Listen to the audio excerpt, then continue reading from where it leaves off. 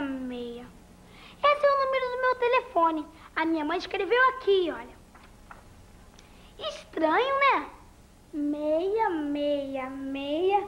6665266.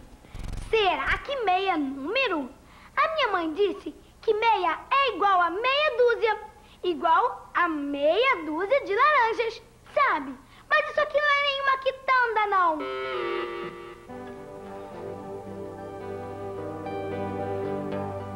Meia pra mim é coisa de pôr no pé. Pé, ponta do pé, cheiro de chulé. Ih, essa meia tá fedorenta. Vou brincar de lavadeira.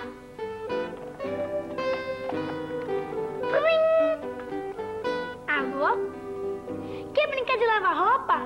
Pode mandar. Lavar roupa suja é aqui mesmo.